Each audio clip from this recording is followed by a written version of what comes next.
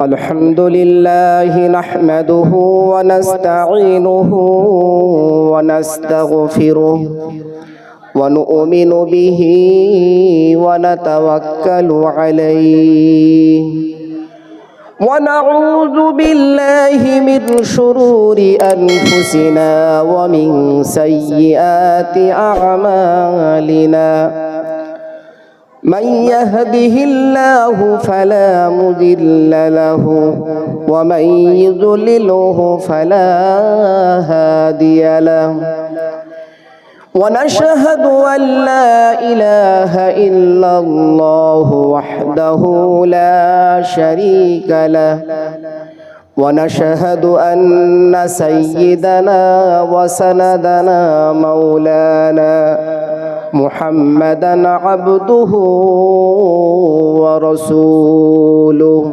أعوذ بالله من الشيطان الرجيم ما كان محمد أبا أحد من رجالكم ولكن رسول الله وخاتم النبيين وكان الله بكل شيء عليما إن الله وملائكته يصلون على النبي يا أيها الذين آمنوا صلوا عليه وسلموا تسليما اللهم صل على سيدنا حبيبنا مولانا محمد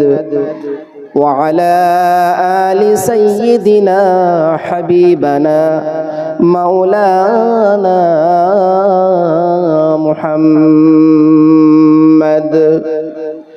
رسول আমার ভালোবাসা রসুল আমার ভালোবাসা রসুল আমার আলোর আশা রসুল আমার প্রেম বিরহের মূল আলোচনা রসুল আমার কাজে কর্মে অনুপ্রেরণা আল্লাহুম্মা সাল্লি আলা سيدنا مولانا محمد कैसे जान दयामय कैसे ভালোবাসা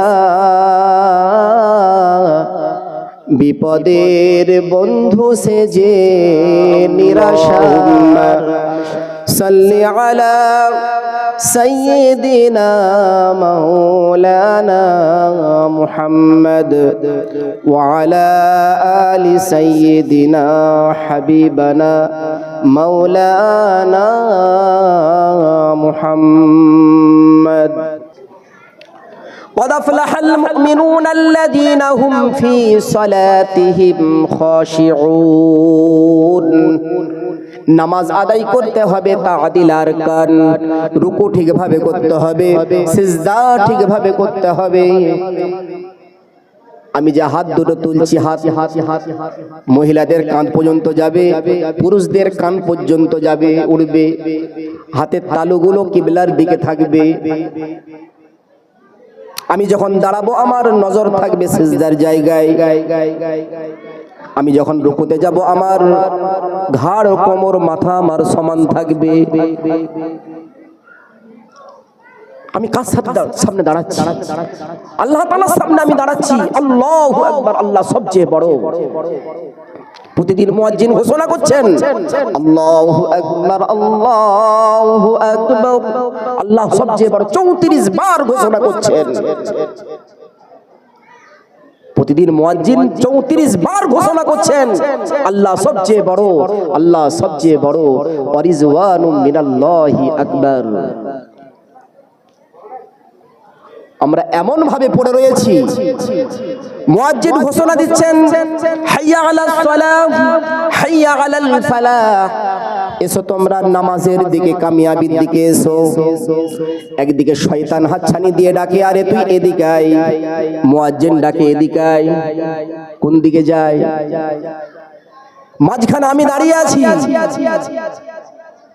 শয়তান একদিকে ডাকে এই নামাজের দিকে যাস না, এদিকে মুয়াজ্জিন ঘোষণা দিচ্ছে নামাজের দিকে আয়, কোন দিকে যায়? একটু চিন্তা ভাবনা করি। ওয়াল তানজুরু নাফসুম মা কদ্দামাত লিগাদ, পরকালের প্রস্তুতি আল্লাহ তাআলা বিবেক দিয়েছেন, কি কাজে লাগাচ্ছে?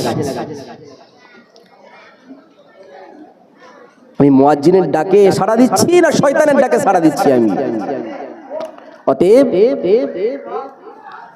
যদিও বা অনেকে আসছি, তারপরেও নামাজের মধ্যে অমনোযোগী।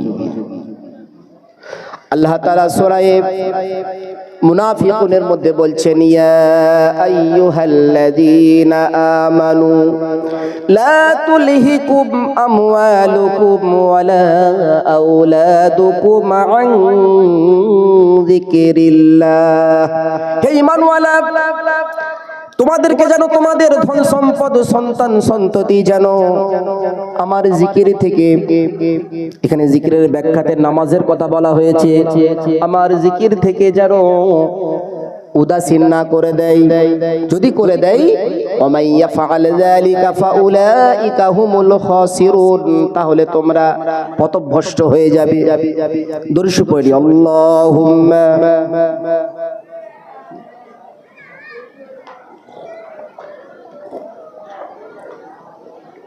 আলহামদুলিল্লাহ।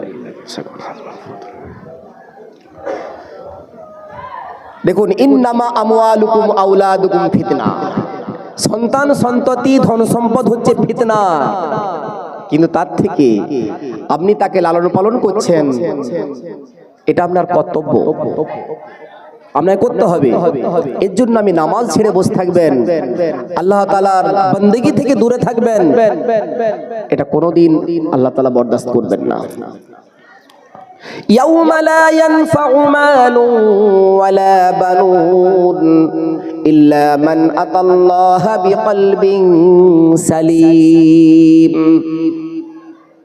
ওই দিন অর্থাৎ কিয়ামতের দিন, যেই দিনে যে কিছু মানুষকে আল্লাহ তাআলা সম্মান দান করবেন আর কিছু মানুষকে অপদস্থ করবেন, লাঞ্ছিত করবেন, সেই দিনের কথা, যেই দিনেতে আল্লাহ তাআলার কাছে মাল ধন দৌলত সন্তান সন্ততির কোনো কিছু দাম থাকবে না, শুধুমাত্র একটাই জিনিসের দাম হবে, ইল্লা মান আতাল্লাহা বিকলবিন সালিম, পরিশুদ্ধ আত্মা।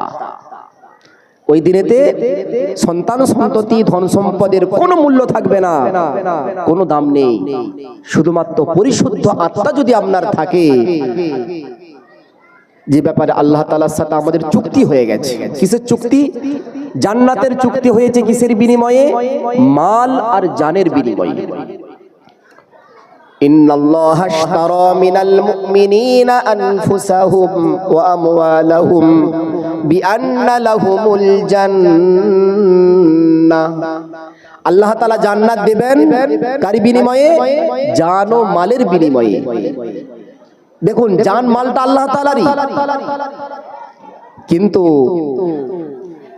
আমানত স্বরূপ আমাদের কাছে রেখেছেন, তার জন্যই তো কেউ যদি আত্মহত্যা করে সে করতে পারবে না, জান তো আমার নয়।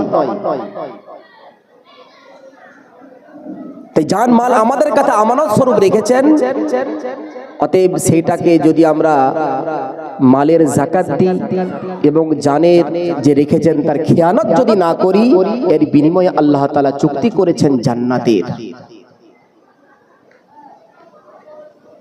তাই পরিশুদ্ধ আত্মা, ইল্লা মান আতাল্লাহা বিকলবিন সালিম।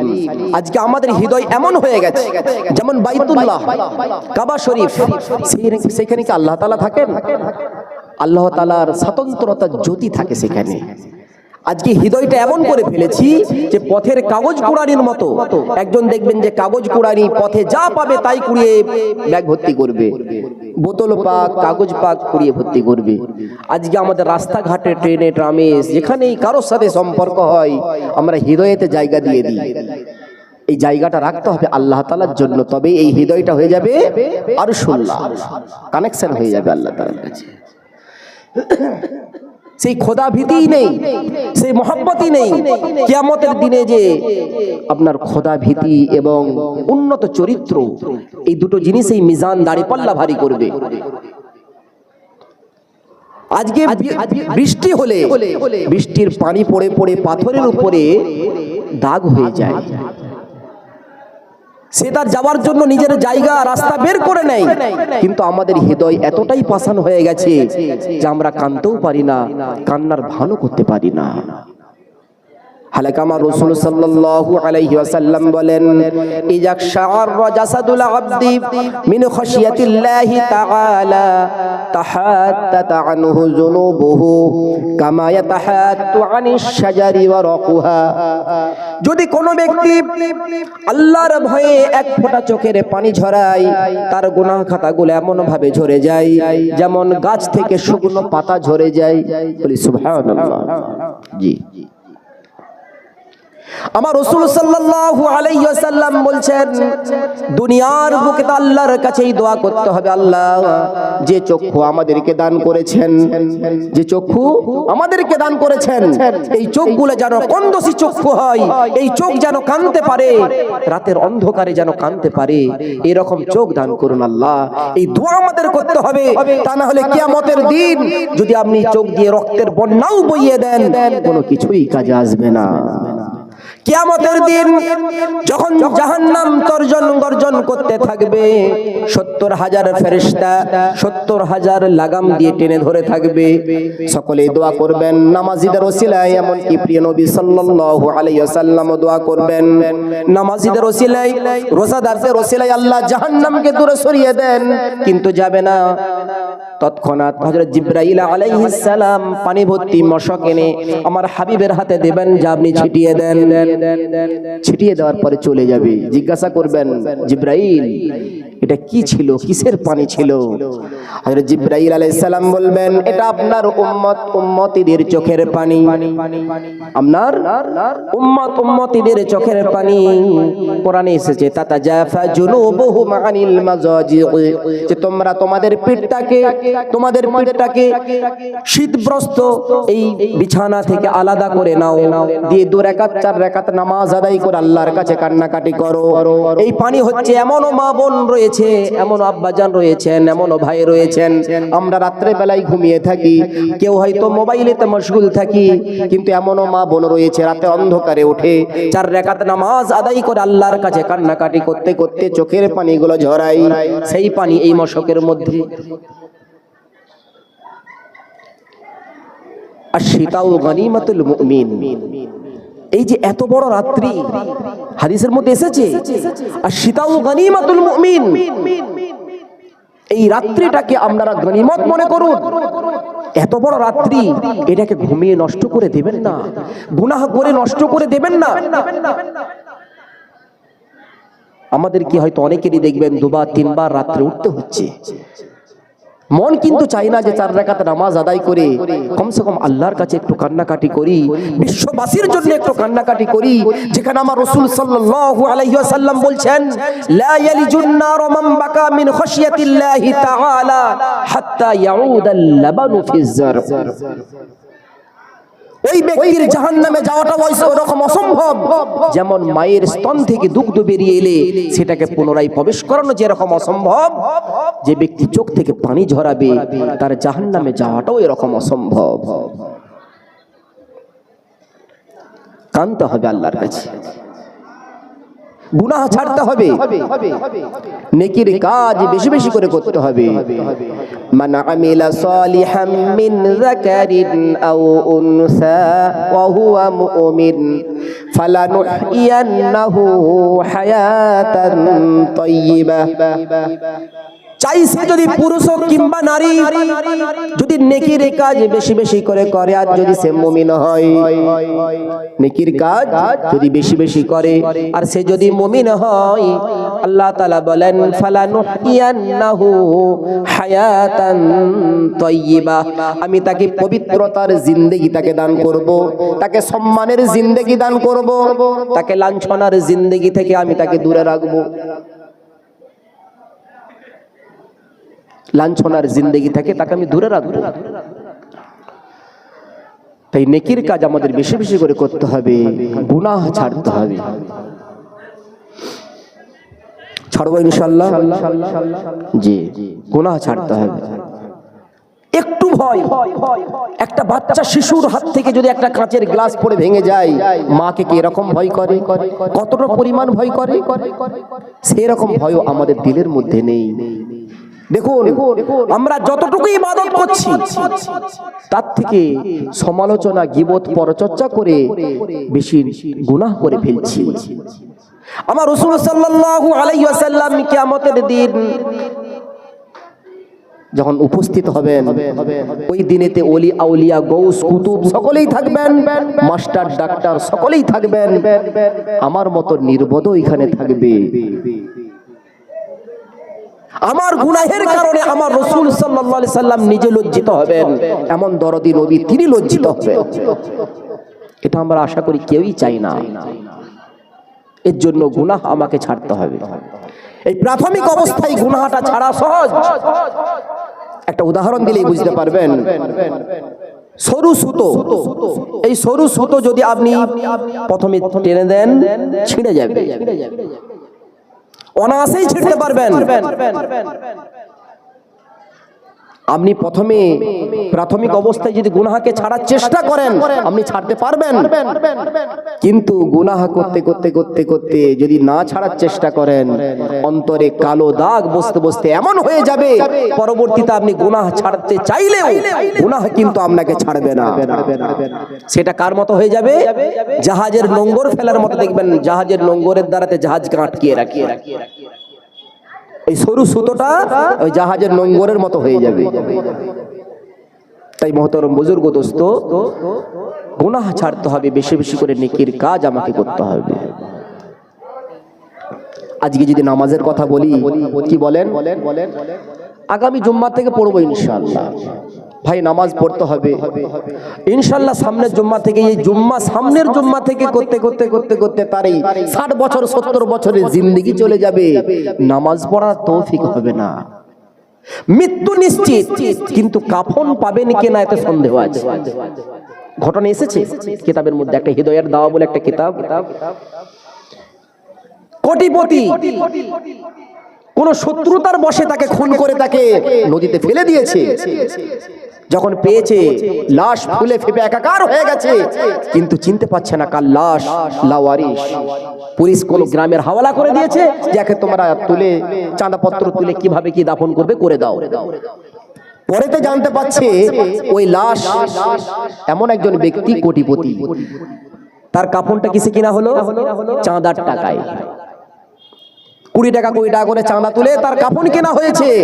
তাহলে মৃত্যু নিশ্চিত, কিন্তু কাফন পাবেন কিনা এতে সন্দেহ রয়েছে।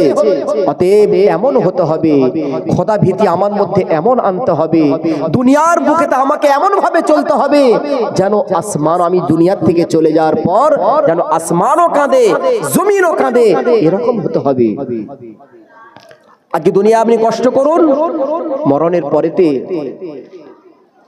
বলা হয়েছে নোম, তুমি ঘুমাও, কাল উরস বরের মতো ঘুমাও। যেমন দেখবেন নতুন বর যখন আসে কত আপ্যায়ন হয়, সে ঘুমাচ্ছে তাকে যেন বিরক্ত কেউ না করে। ঠিক এরকম ভাবেও যদি আপনি দুনিয়া ছেড়ে যান, এরকম জান্নাতের দরজাগুলো আপনার খুলে দেবেন, আল্লাহ পাকের রহমতের দরজাগুলো খুলে দেবেন, আপনি নিশ্চিন্তে ঘুমাবেন। কিয়ামতের দিন যখন সিংগায় ফুঁক দেওয়া হবে, তখন বলবে ভাই কে ঘুম থেকে আমাদের উঠালো, কে ঘুম থেকে উঠালো? হ্যাঁ, শুধু কিয়ামতের দিনটাকে ফলো করি, দিয়ে আমরা গুনাহের কাজ কমিয়ে দিই, গুনাহ ছেড়ে দিই, নেকির কাজ বেশি বেশি করে করি। যেদিন দুই ধারেতে মানব মণ্ডলী উপস্থিত হবে, পিছনে ফেরেশতারা, সামনে মিজান দাঁড়িপাল্লা, ফেরেশতারা নেকি নিয়ে আসছে। আমরা দাঁড়িপাল্লা কোন দিকে ঝুঁকবে আপনার জানা নেই। যদি ডান দিকে ঝুঁকে যায় আপনি কামিয়াব। সঙ্গে সঙ্গে ফেরেশতারা ঘোষণা করে দেবে অমুকের পুত্র অমুক কামিয়াব হয়ে গেছে।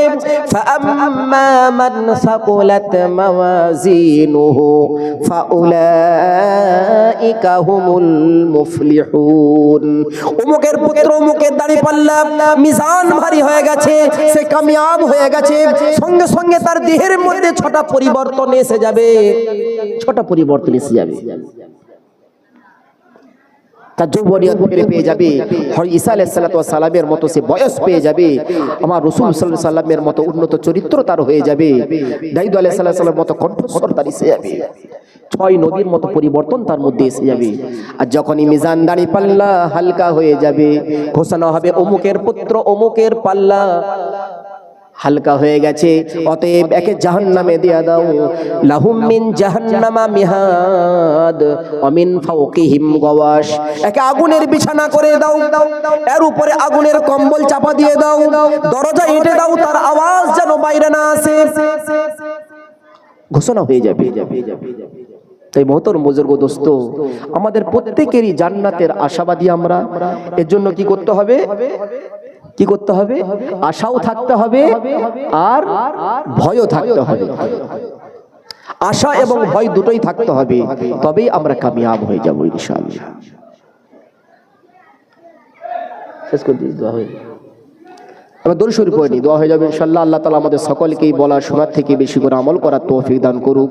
ওয়া আখিরু দাওয়ানা আনিল হামদুলিল্লাহি রাব্বিল আলামিন। দরুদ শরীফ পড়ে নিই। আল্লাহুম্মা সাল্লি আলা সাইয়্যিদিনা